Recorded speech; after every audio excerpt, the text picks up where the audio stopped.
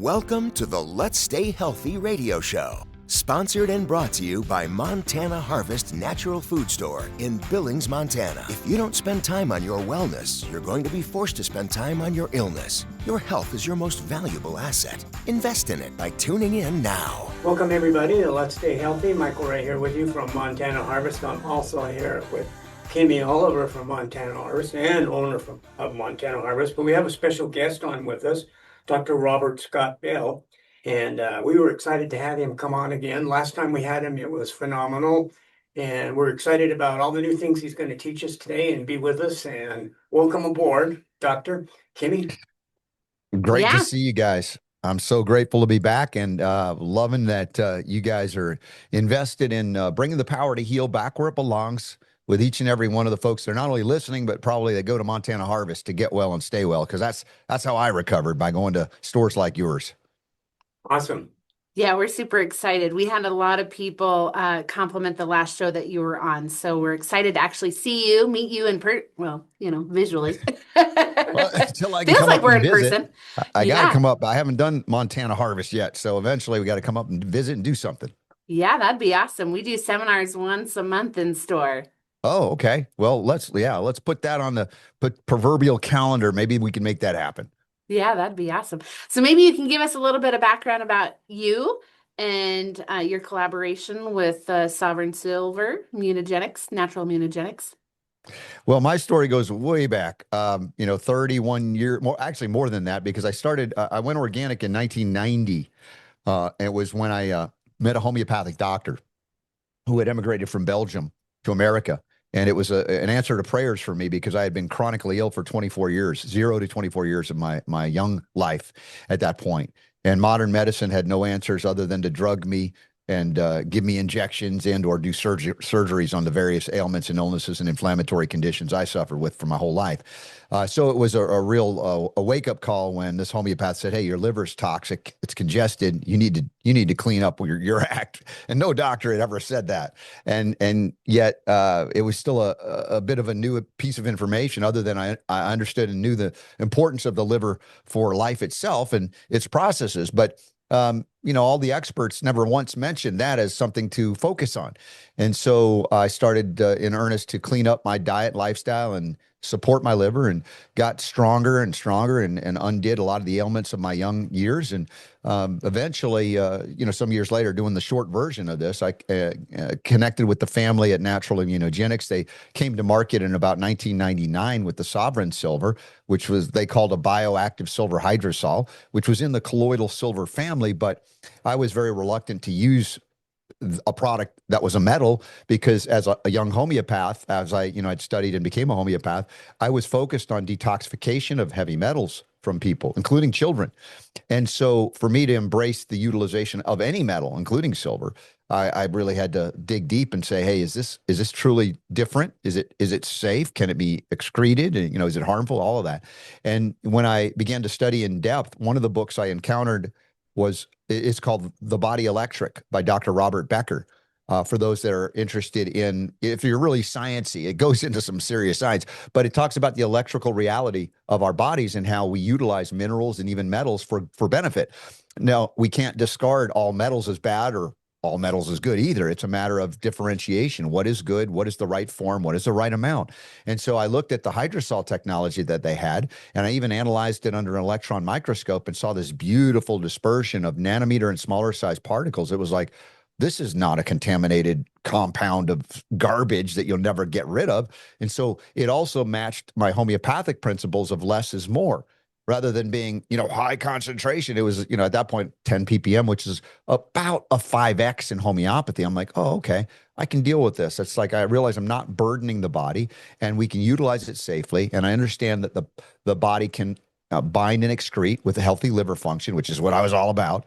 And so I now had a new tool, and I began to study about what silver does. It's an immunomodulatory agent. Yes, it modulates immune response. Yes, it reduces a burden on the immune system as well. But also, more importantly, from the Becker book, it regenerates tissue, which is why it's used topically in hospitals around the world for third-degree wounds and burns. You're like, tissue regeneration. My gosh, we need that. And so I began to integrate it, and I had my two children, and now they're 26 and 20, raised them with zero vaccines, zero antibiotics.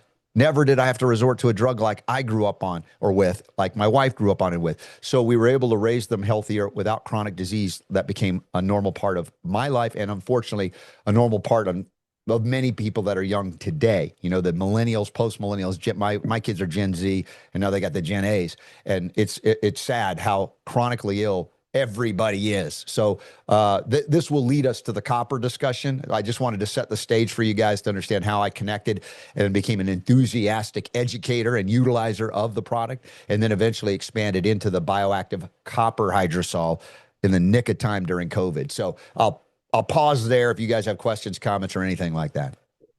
I do have one. I actually have two. I've been dying to ask you this. Could you please explain the hydrosol, what it really is, what it really does?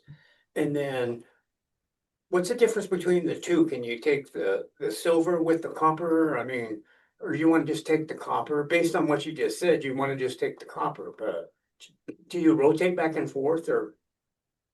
Well, it's a great question. Yeah. I mean, they are unique in their properties. Silver has distinct properties, copper has distinct properties, and there is crossover with those metals. These are the metals on the periodic table of elements that are called the noble metals: copper, silver, and gold. And I'm looking forward to sometime in this calendar year, sovereign gold. That's going to be a game changer for our health and our mental health, our emotional health, our reproductive health. I mean, this is so exciting. But yes, as a hydrosol, it's a more pure and bioactive form of a colloid, where it's not contaminated, it's not bound by other, let's say, inadvertent or purposeful stabilizers, right? It is just 5/9 pure silver as a base, right? In pharmaceutical grade purified water, nothing else. And not many colloidal silvers are just that. That's the blind aspect of it. You think it's only about ppm. They don't ever tell you about the parts themselves. Are they big? Are they little? Are they bound? Are they compounds? Right? All of these things that are very important for the utilization and not bioaccumulation unnecessarily. And then when we expand into copper, copper has a lot of antimicrobial activity, like silver.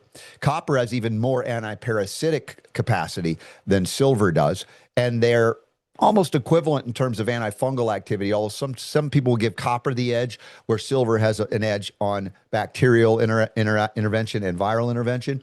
But there's a lot of benefit to both. Now, when we talk about local application of silver, which is appropriate with wounds and burns and cuts and scrapes and infections, right? We downregulate, this is what silver does, the inflammatory cytokine response, so that that inflammation and pain is greatly reduced by contact, and then you move into a process of dedifferentiation, regeneration of tissue. Now, copper does that too, in a sense, but more systemically, right? It's like you absorb it mucosally or in the GI tract, and then all over the body, the copper is able to manage the inflammatory immune response. It is the critical mineral that tells zinc what to do, how to do it. Don't do that, do this. So without copper, zinc can go crazy and create bone spurs, abnormal growth you don't want. For iron to be used in the body, we have to have copper. Copper manages the body's ability to metabolize, utilize iron for all the benefits, like oxygen carrying capacity in the blood, hemoglobin, etc. Without the copper, iron becomes a rusting agent, a dangerous inflammatory free radical.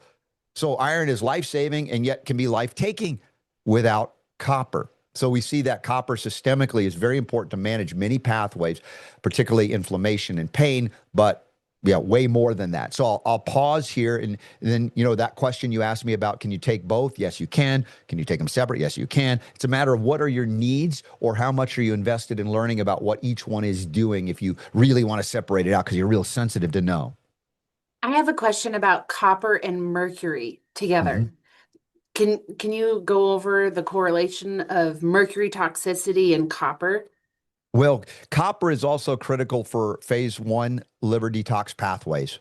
And we know that mercury is, second most toxic metal known to man. So if you have a mercury burden, your liver is going to be hammered, and you're going to be giving up minerals like copper and, critically, selenium, another important trace element, to bind and help safely usher out a toxic heavy metal like mercury.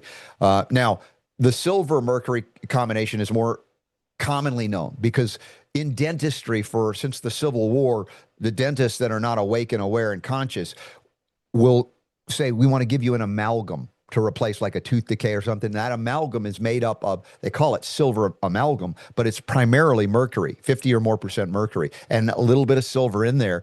Now, why do they call it a silver filling, even though it's way more mercury? Because who would want to put mercury in their mouth? You know, it's the second most toxic metal known to man. You don't, so let's call it silver fillings. This is how they play games with us. So again, mercury can cause any number of neurological degradation diseases, musculoskeletal diseases, endocrine disruption, endothelial and epithelial tissue destruction, you name it, mercury can do it. So it is distinct as a metal that says, yeah, that's one we want to get out. Whereas silver is benign and harmless to your healthy cells. In fact, it's a regenerative mineral, including for neural tissue, brain and neural tissue. It's electrical, as is copper. Copper is critical for electrical flow in terms of heartbeat and heart rate. And if you've heard of the medical penchant in cardiology to electrically ablate heart tissue, they call it a cardiac ablation. That's where they electrocute parts of your heart muscle to try and get it back in rhythm. I'm like, are we morons, medical morons? We want to electrocute the heart. Now, to start it up, if you've had a heart attack, you know, with the paddles, that's a different form of electricity. But we're talking purposefully putting your heart on an electric chair to kill it or parts of it. And yet we now know, if you've been paying attention to nutrition and the impact of copper deficiency, that many, let's say, dysrhythmias and arrhythmia issues in the heart are the result of copper deficiency, which is often made worse when people take too much zinc and too much vitamin C in isolation. So we could be even doing good things and depleting our copper stores and ending up in trouble. Yet, wait, I was taking something good. Yes, zinc is good. Yes, C can be good. But you don't look at nature and how nature does it.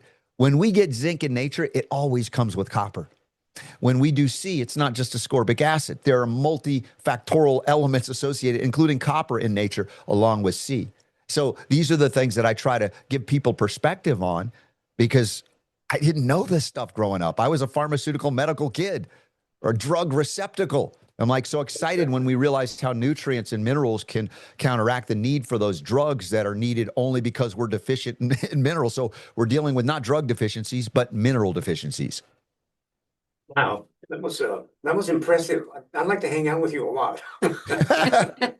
Well, again, if I get to visit, that'd be awesome. We could do that.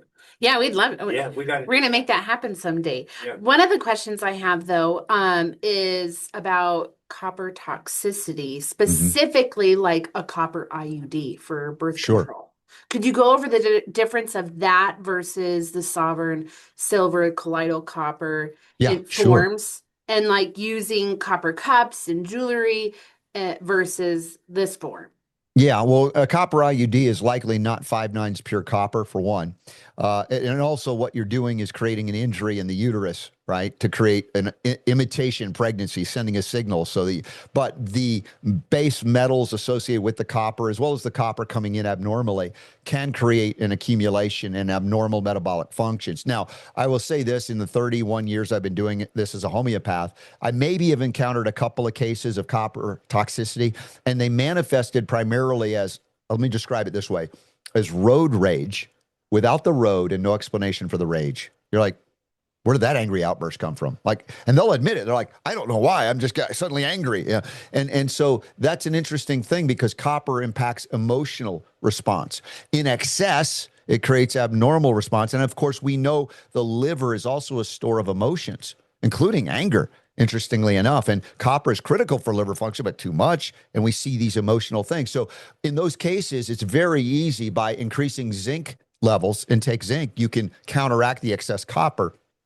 Or as a homeopath, I can do cupra metallicum, homeopathic copper, to signal to the body, hey, start dumping some of this you don't need. But most of all, in these cases, I haven't seen a severe dysfunction associated, physiological dysfunction, and it's easy, again, to correct. Now, with the sovereign copper, we're bringing in only 150 micrograms per tablespoon. Now, the US RDI, recommended daily intake, is set very low at about 900 micrograms for the average adult. I think it's way low, but let's just go with it for now. So if you took 2 tablespoons. No, let's go to 3 tablespoons of sovereign copper. Somebody will go, oh, is that too much? Is that toxic? Is that going to be dangerous? You've now met the needs of a 4-year-old child, according to the USRDI. This is ridiculous. This is not toxic. But because it's in such a bioactive and bioavailable form, copper 1, copper 2, you're not digesting, you're not breaking anything down. It's right there, ready. It's utilizable, no waste, immediately across the mucosal barrier. You get, from a little bit, an extraordinary benefit, whereas most of the copper supplements like amino acid chelates made by man, you have a lot of copper, but very minimal amount is ever bioavailable and bioactive. So you're wasting a lot, maybe accumulating unnecessarily, but you're not going to risk that with the sovereign copper. Now, there's a professional version for therapeutic values for doctors that are working with really severe inflammatory, painful conditions and other things associated with copper deficiency. And there you could get 450 micrograms per tablespoon. And let's just say you did 10 doses of that in a day, you would have achieved 4.5 milligrams in a day. And that, according to the European Food Safety Authority, which I think is more accurate, says about 5 milligrams of copper a day is perfectly fine. So it's way more than we're told. And we have an irrational fear of copper. And that fear is driving us deep into chronic inflammation and unremittent fatigue, chronic fatigue, because one of the keys of copper is working with magnesium, and nobody's afraid of magnesium for mitochondrial production of ATP, the energy molecule, so to speak. So when we are not energetic, no matter how much sleep we get, we can look to say, hey, am I copper deficient? Yeah, that could be a big role. So people get on the copper like, whoa, I got my energy back. It's not caffeine. It's not hyperstimulating adrenals. It's actually facilitating efficient production of that electrical energy that runs us. Yeah, I got a question for you. So you had touched on copper 1, copper 2. Explain, you did partly, but explain what they are and then how do they work together? Well, yeah, the thing is when we have copper, which is Cu on the periodic table of elements, usually it's found in food, which is good, like liver, although many people don't eat liver anymore, or organ meats. That's where the richest source of copper was dietarily. I like bee pollen personally. I do bee pollen every day as well. But even in those food forms, it takes digestive processes and power to find and get the copper and get it out into the body in the bioactive forms, right? Copper 1, copper 2, these are the ionase forms. And that feeds and nourishes the pathways like the cuproenzyme, copper enzyme pathways, of which there are many. So we have normally a digestive process, but the analysis on digestion has been it's very inefficient to get copper from the diet, maybe 30 to 40%, which that's assuming you have good digestion. I don't know how many people coming into your health food store there have great digestion. Most of them are coming in, I need help with my digestion. So it might be far less. And then you counter that with also the forms of copper supplementation that may not be really easy for the body, already harder than even food. And so what we're doing with copper 1, copper 2 in water is bypassing the need to break down to get the benefit. It's already there in the state, copper 1, copper 2, and it's interchangeable, right? The body, it's intelligent. It knows what it needs. And so there's not like, you don't have to think, well, what do I use, the 1 or the 2? The body knows, and it's already there. Therefore, we can give, again, fractions, micrograms, almost homeopathic dosages. So we, again, never risk toxicity. Never risk toxicity. And that's, for me, as a homeopath, critical. That's why I've embraced these forms of hydrosol technology in terms of metal introduction for therapeutic or nutrient value. Yeah, thank you. Could you go over some, and this might be a long list, but some of the big ones that are related to copper deficiency, some symptoms? Oh, yeah, sure. So I mentioned the inflammatory control, right? The response, the immune response. So cooling inflammation is one of the key parts of copper's role in the body. Because we might need inflammation to respond to an injury or even an infection. It's part of the immune response. It's a healthy response. But if we're stuck there, people that are in chronic inflammation, that have arthritic or fibromyalgic manifestations, they never resolve it. And so that, to me, when people are in those states, that is a clear indication that there is a copper deficiency. It's not, the pathways are not being nourished to functionality again. So we would see that. And again, coming back to the other one I already mentioned is energy.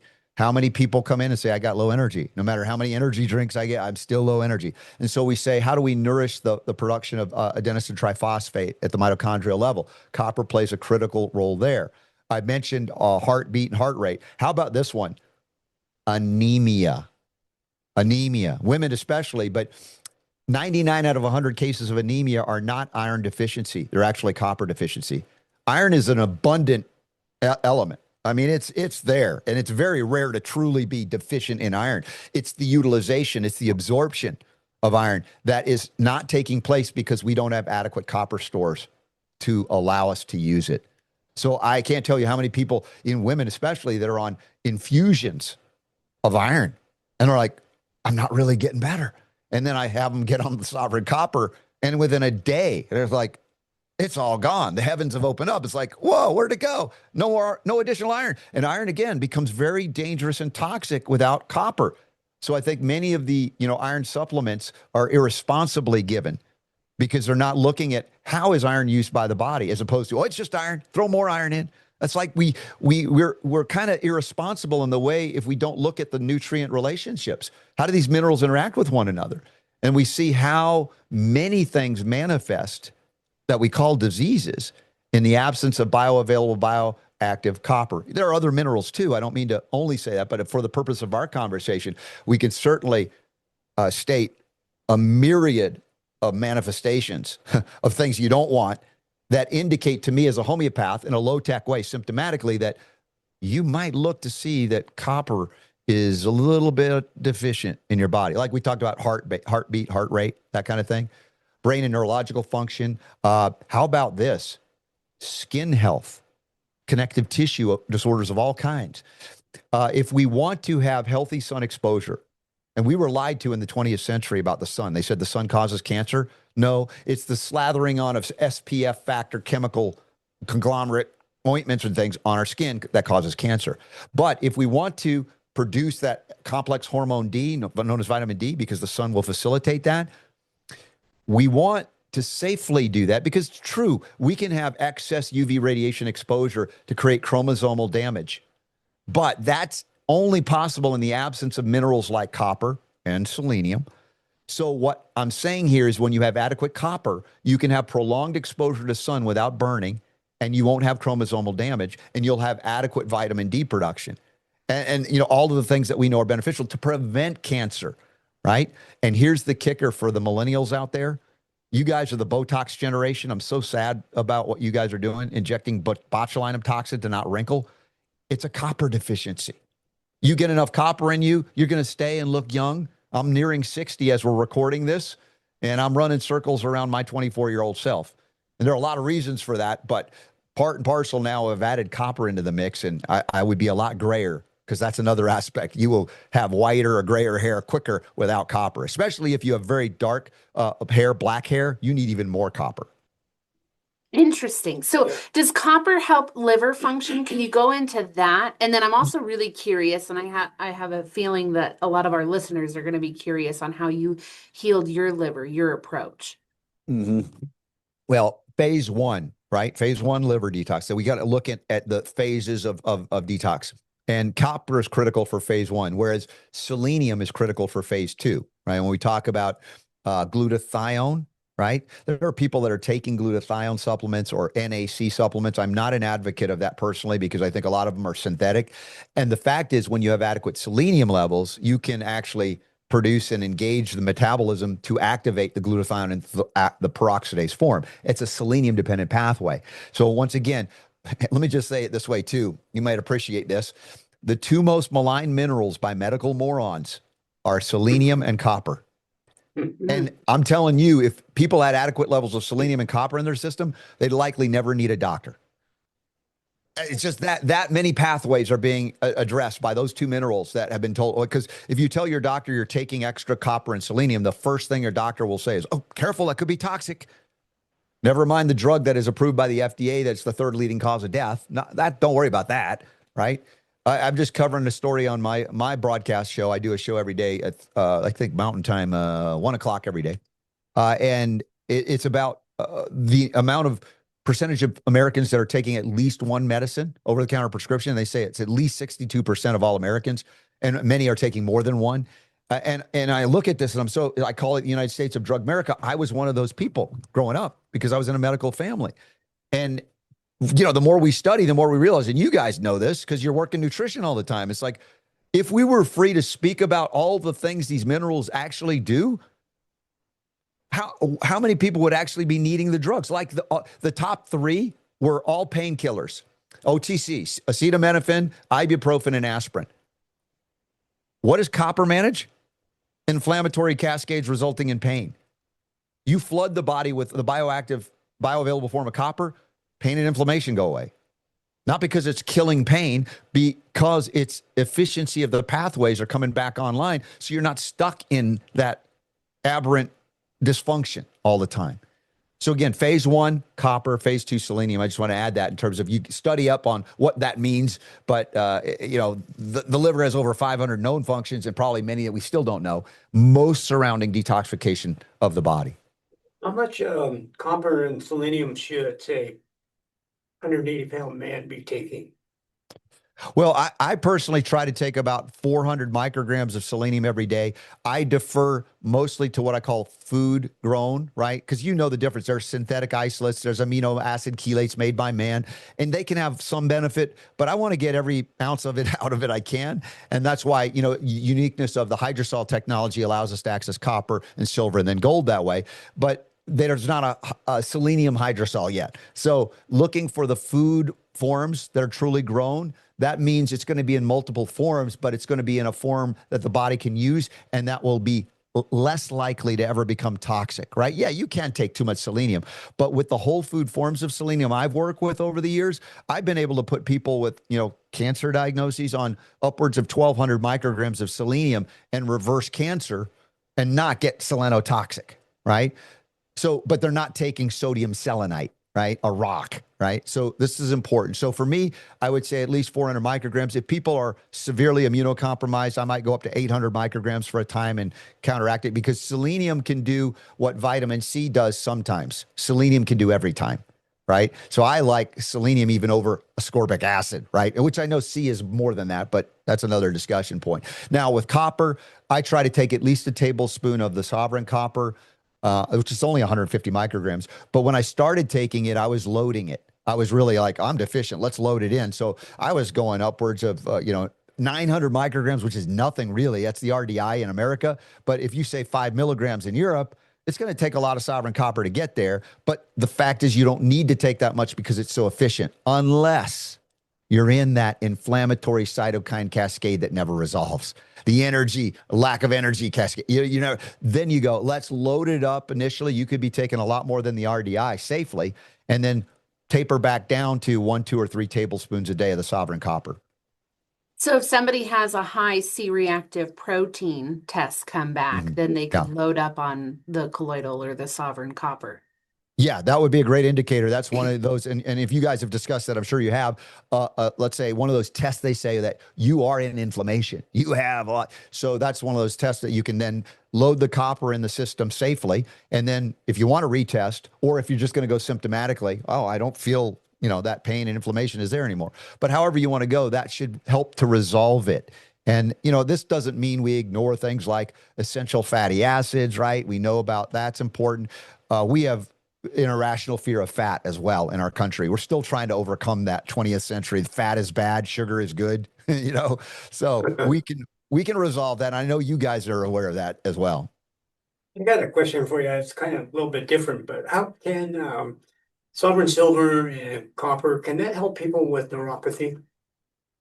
Well, that's interesting. Yeah. The neural pathways that are often damaged, injured, or inflamed and corrupted due to, again, mineral deficiency. I would say systemically, that can be a copper issue. We haven't had the copper as a tool until a few years ago in this way.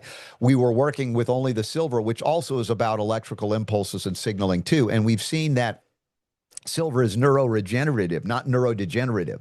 So we have been working with people with neuropathies with silver. In fact, some of my patient population over the years have had like MS, multiple sclerosis. Now, we can't officially, with a named product, which is not a drug, say it treats MS. But I will just tell you that silver in and of itself, in the right form, helps to facilitate neural regeneration. And in people that I was helping that had MS, it wasn't like only silver. But normally you would be afraid of taking silver because it's a metal, because we know metals, heavy metals, degenerate neural tissue, right? But I found the opposite with silver, that it was helping to regenerate myelin sheath tissue. So that plays a role where I would be flooding the body in those chronic cases with a teaspoon 5, 6, or even 7 times a day for a period of time, and then reassess that over time. But now that we have the copper, we now have the ability to, again, the neural pathways, like I talked about, heartbeat, heart rate, these are all electrical pathways. Silver is the most conductive metal. Copper is right there next to it, which is why copper wires have been the mainstay of so much of the electrical work of our homes and cars and things. And it's true of our body as well, being electrical beings. Yeah, that's interesting. So would you take them both? Can you take them I both would. together? I would. And, the reason to separate it out is more for awareness. And I do like to encourage awareness. I'm a kind of an idealist that way. Some people don't care. Like, give it to me all. I don't care. I don't care. I want to be better. That's fine. But ideally, I would separate out so we can learn. I'm trying to encourage people to learn about their bodies, become sensitive to the symptoms and the signals that the body's communicating, because we've gotten to this mess because doctors told us symptoms were bad and take this drug and the symptom will go away, which is a tantamount, as you probably heard, of going to a mechanic and your check engine light is on. Mechanic either shoots out the engine light or just removes the bulb and says, look, all better. And you're like, what did you do? Well, I removed the symptom, right? Why was it? Who cares? Don't ask why. So we really need to look at this so differently. And that's what in the natural products or health food industry, that's where we've always been. Yet we're so restricted and tongue-tied or, literally gagged because the First Amendment apparently doesn't mean anything if you can reverse a disease with something that's not a drug. And with this MAHA movement, I hope and pray that we can counteract the suppression of speech by our governmental agencies that I would argue are unconstitutional, like FDA, call them the Fear and Death Administration. We need freedom of speech, because if we know the things you guys know and I know, it changes the United States of Drug America into the healthiest nation on the planet rather than the most chronically ill nation on the planet. Yeah, and it gets me really excited that we're talking about the importance of minerals, because they are the fundamentals to human health and required for electrical stability of our cells. So talking about minerals in this form is awesome, because if you think about it, a lot of people are concerned with, well, I need a multivitamin. Well, you need your minerals to absorb the vitamins and nutrients that you're consuming. So minerals are king in our book. And we think everybody should be taking their minerals. The other one that I have a question on is, how much zinc do you recommend? We know that men need more zinc than women, but what would be a good protocol if somebody is taking the Sovereign Copper? How much zinc do you think that they should be supplementing with? So that way they have that good ratio. Right. And the ratios I've heard most commonly are like 10-1, 9-1, or 8-1. Most commonly accepted zinc to copper. So obviously we don't need a lot of copper, but dude, if we get none, we're in trouble, right? And most people are taking way more zinc than they need, or even if they do need it, the fact that they're not also getting copper means that you're going to be aberrant, nutrient pathway, corruption, if you will. And that's where we say, how much zinc do you need? It's going to differ. Like you said, men particularly may need more. But in that context, then we say, well, we probably need a little bit more copper then to hit it. So for me, it's a ratio issue. If you're hitting whatever level, look at that. But the thing is also, I come back to the Sovereign Copper, the uniqueness about it. Let's say you're taking, let's just throw out 100 milligrams. You just throw that number out and say, all right, 10-1. So now we need 10 milligrams of copper. Well, no, you wouldn't, because the Sovereign Copper is so bioactive and bioavailable. You might be more than just a maintenance at that level because you're doing a lot of zinc temporarily, for instance, if you needed to go up to that level. But the idea is, have it in a bioactive, bioavailable form, and you're not going to run into this problem anymore.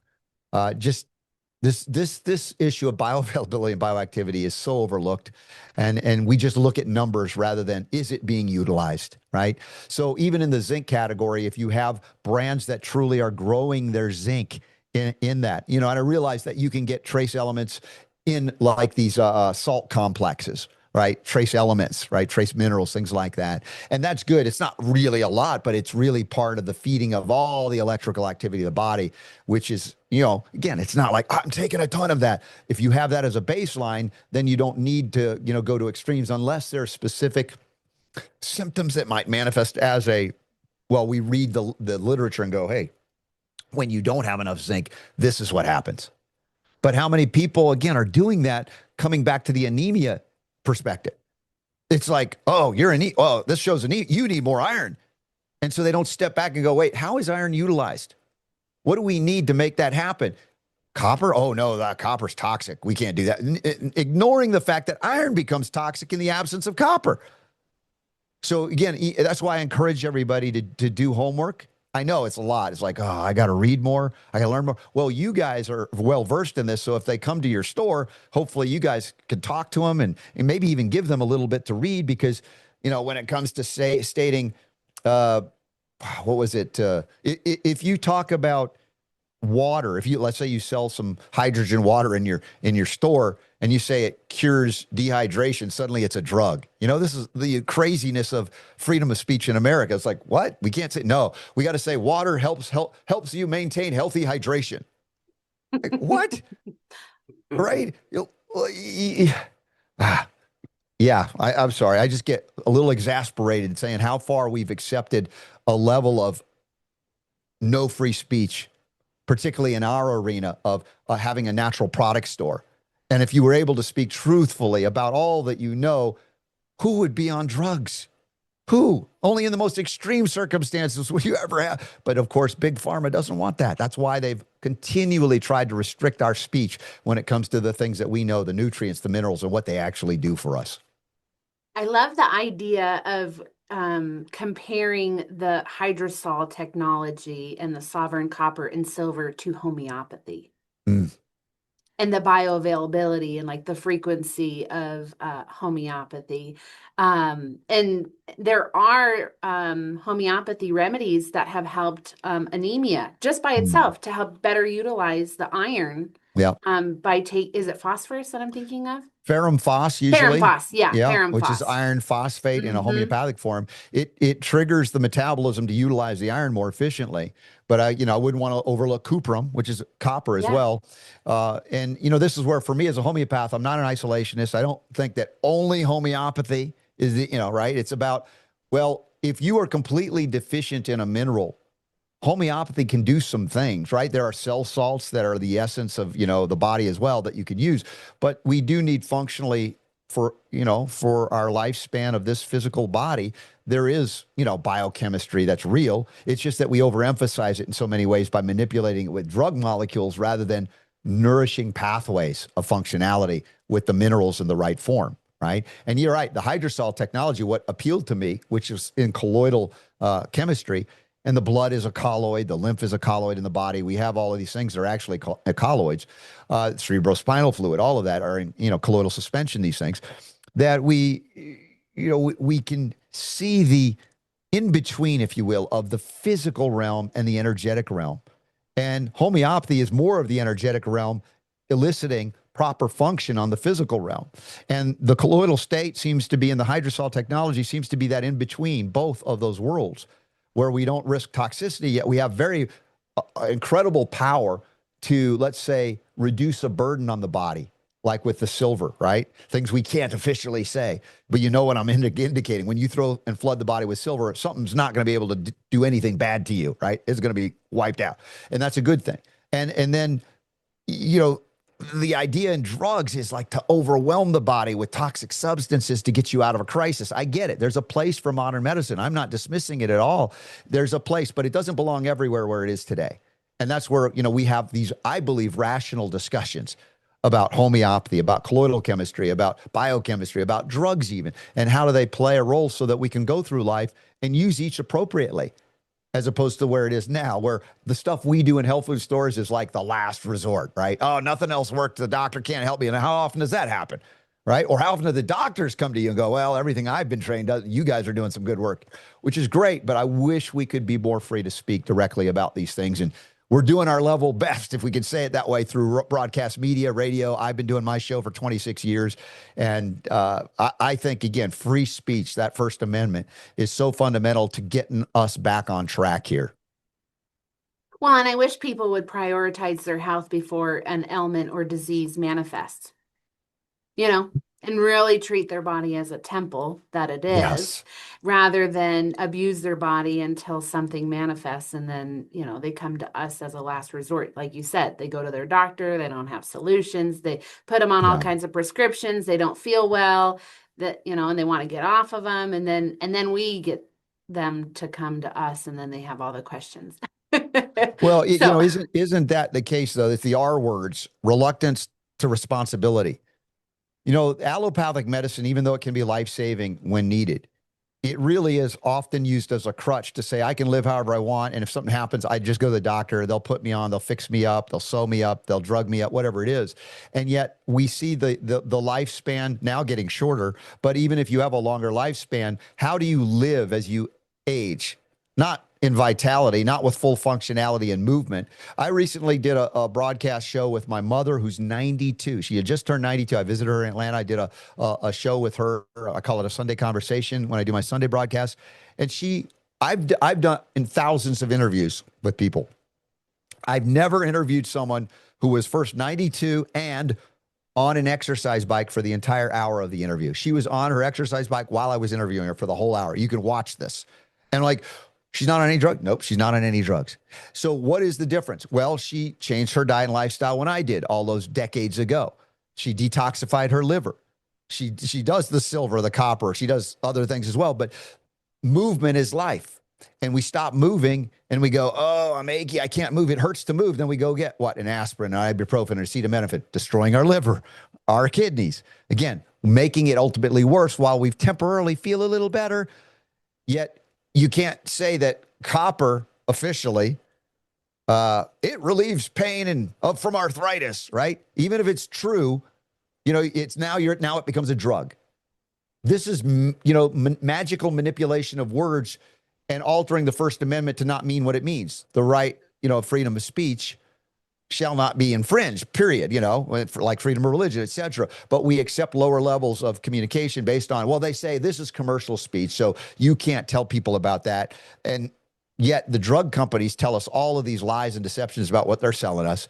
And the FDA not only looks the other way, but benefits greatly as the higher ups go from FDA to big pharma and, revolving door. That's what we call regulatory capture. So part of this, if I call it the Maha Make America Healthy Again movement, is to realize that the more we rely on government to take care of our health, the sicker we become. The more we rely on our own capacity to read, research, learn, interact with folks like you that know this stuff, the healthier we become. And they say that's dangerous. No, the restriction on freedom of speech and communication, that's what's been dangerous. If people know what, like the trace element chromium in the right form can do, can reverse type 2 diabetes. But if you have a chromium product and you sell it, it only says promotes healthy blood sugar regulation. And someone with diabetes says, well, I don't have healthy blood sugar regulation. That's not going to help me. When it could be the key to getting them back to healthy blood sugar regulation. But because they're restricted, you can't say reverses type 2 diabetes, even though it can and does in the right form.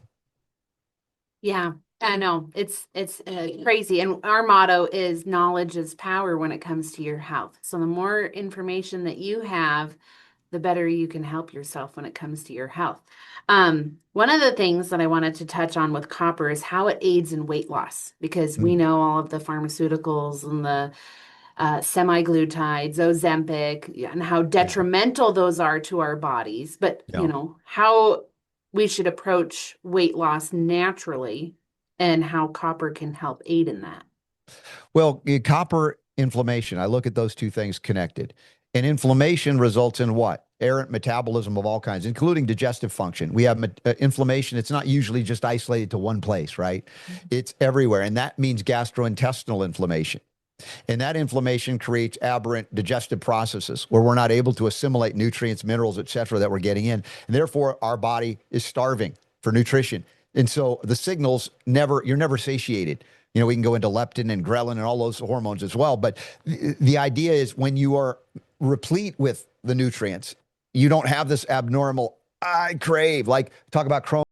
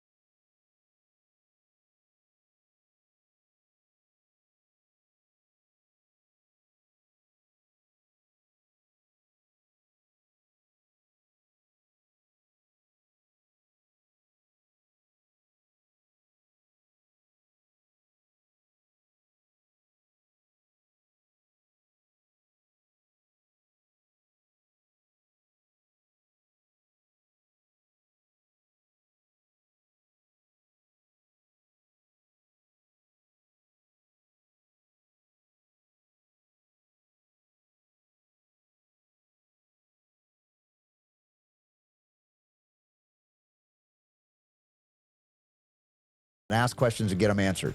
Thanks for joining us, and we'll be back on tomorrow.